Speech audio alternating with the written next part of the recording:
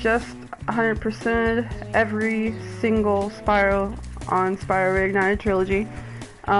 Even the over 100%. I think Ripto's Rage was the only one that was 100%. But I did everything you possibly could in these games. So I am here to do a review while I get a few trophies that I'm missing in the third one. Anyways, we'll start with the first one.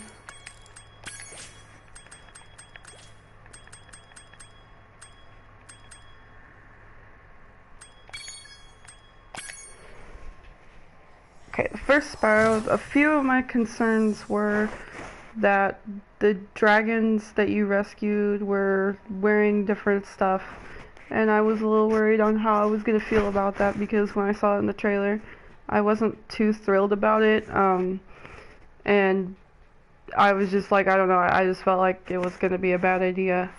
But it grew on me a little bit throughout the gameplay of it, throughout the first one, and I must say, like, I wouldn't say I really liked it. I mean, I got over it, we'll put it that way. Like, it wasn't like, oh, this is my favorite thing ever, but I mean, I got used to it, so that wasn't too bad, not as bad as I thought it'd be. I was hoping I'd get more fond of it throughout the gameplay. But the levels looked amazing. Like, there was not a bad looking level.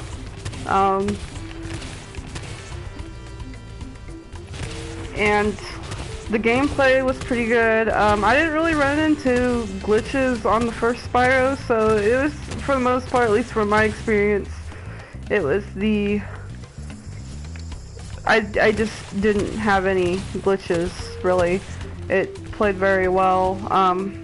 Gliding was good.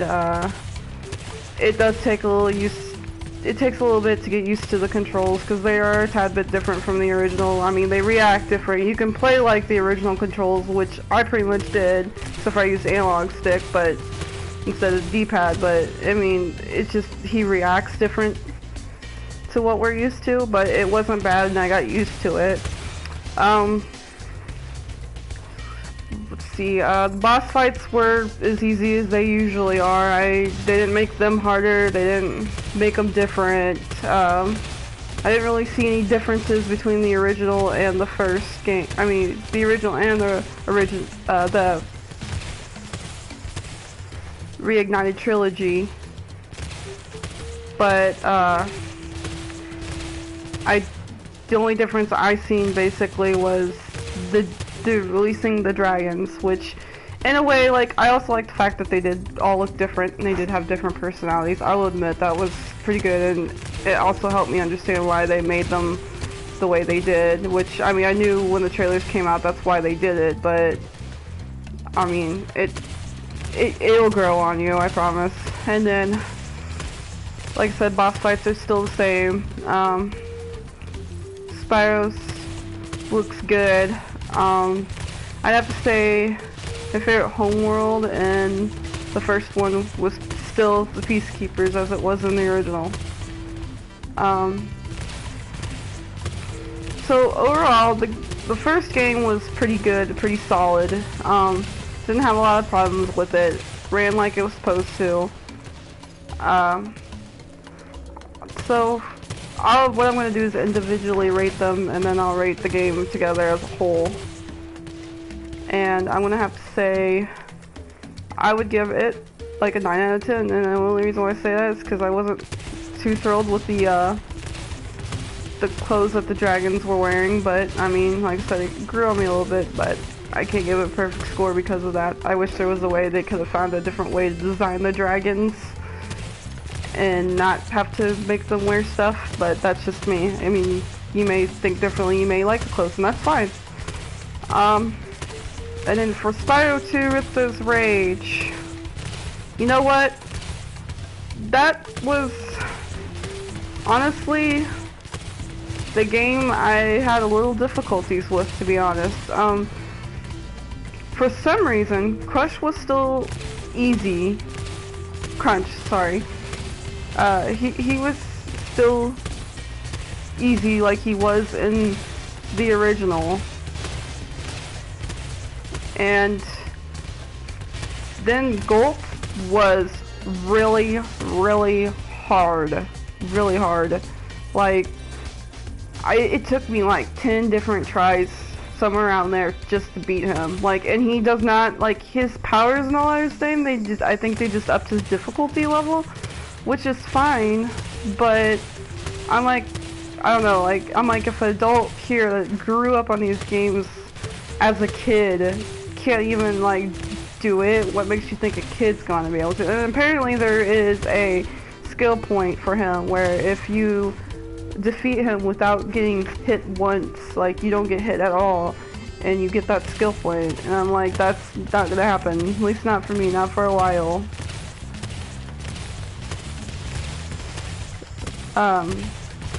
But yeah, and Ripto was still easy too. In fact, he may have been easier than the original, so I don't get why they do easy, hard, easy. Like, if it were me, like, I would make Ripto hard, or like, you know, maybe keep Crush the same, and then make, Gulp a little harder than that, and then make Ripto hard. I mean, it'd make more sense, so I don't understand why they made Gulp so hard like they did. But the fight between Ripto was still fun as ever. I always enjoyed that fight. I mean, it's not hard, but it's always enjoyable. I ran into a few glitches. For me, I don't know if anybody else has had this problem, and it's not necessarily glitch, but I had issues with hovering a lot. Like, I feel like, I don't know, I always want to hover in the original. Like, if I have any of the slightest bit think I'm going to miss where I'm wanting to land, I hover. And I use, like I said, I use hovering like crazy. And I feel like some jumps where you're not meant to use the hovering, like you can, like, some of the jumps, like the glides or whatever, like, they're meant to be landed on without having to use the ability to hover. And I honestly feel like, with that being said, like, I would go to hover and it would just, like, when I go to press the triangle button to hover, like, I would just, like, fall down immediately. And that was really frustrating for me because I just had struggles with certain jumps and glides and stuff because the hovering wouldn't work right. I do not like that. Oh, these birds. Anyways, but the levels, they still looked really good. Everything was pretty much still the same. Let's talk about Hunter for a minute. I'm not too thrilled with him. Like, he's okay, I guess. They made him look more like he's like a cool dude, which is fine. But he was always kind of dopey in the original, and to be honest, I liked him like that. It made it funny, and he's just not funny anymore, and I miss that. Alora, her design's good. She acts just about the same. Obviously her voice is different, but she still looks good, and she still has pretty much the same personality. Another thing is,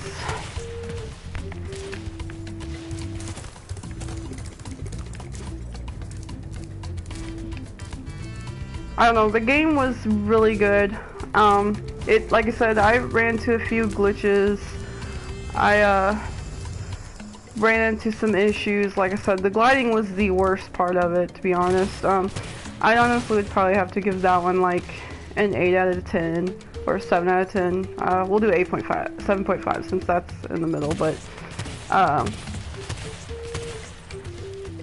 it needs some work. I hope they come out with updates soon where they can fix some of those issues, because I tell you, some of the issues are just, they need to be fixed. Like, there's no game-breaking glitches or anything like that, but some things do get on the little annoying side, especially when I honestly think like the original controls were dang near perfect.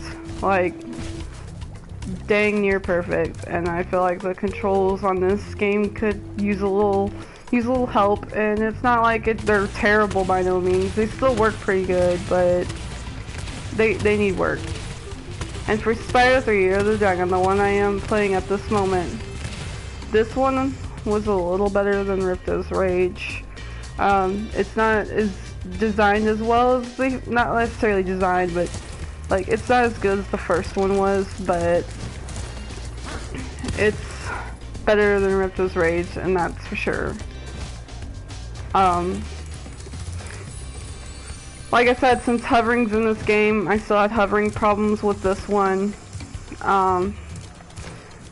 Glitches, I had some, especially when you're doing like the skateboard racing one. Oh my gosh, like, I can't even explain. Like, there was like several glitches with that. Like, it's like the same glitch, but it happens quite often, at least with me. Like, if you're falling off the edge, sometimes like you'd be like, you would get stuck. Like, if you're on like kind of like the edge, like close to falling off, sometimes you would just get stuck and couldn't move for a few seconds or whatever. And I don't know, it was pretty glitchy. They definitely need to fix that.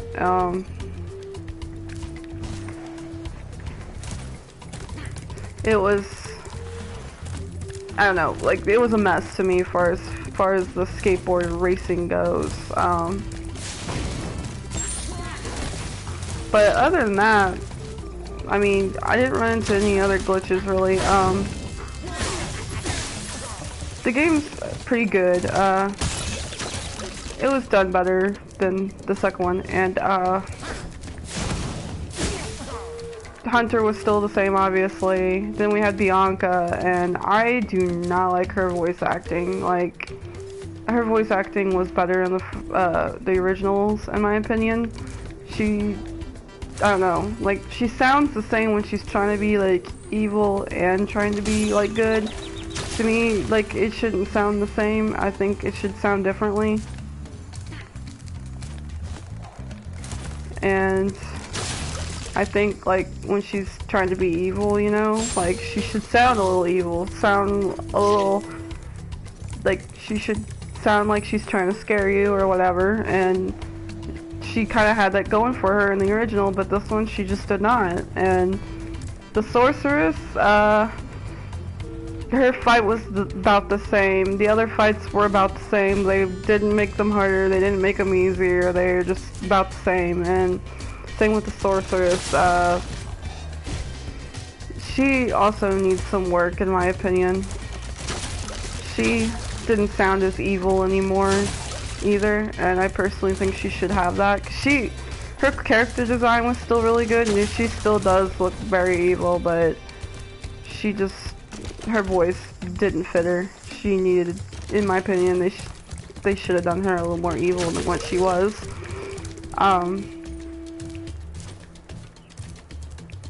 I'd have to give, I'd say, Year of the Dragon probably an 8 out of 10. And overall, I think the Spyro Reignited Trilogy, I would probably give it an 8.5 out of 10. Like I said, there's a few things that need work, and some of the controls need to be fixed a little bit. I'm glad it did get delayed though, like they did, because I feel like controls might have been a little more messed up, but I mean, it's good, and it's definitely better than nothing. I mean, a lot of us have been wanting this for a long time when we finally got it, and I wouldn't complain too much about it. They did a really good job. As far as between this one and the original, obviously the looks of this one are better. Like, the original, don't get me wrong, is still beautiful, and it was great for its time, and it's still, you know, it still holds up to this day. I mean, I've went back and played it like several times since it's released, and it looks good, and this one looks really good as well. I mean, I would suggest it's worth the $40. It really is.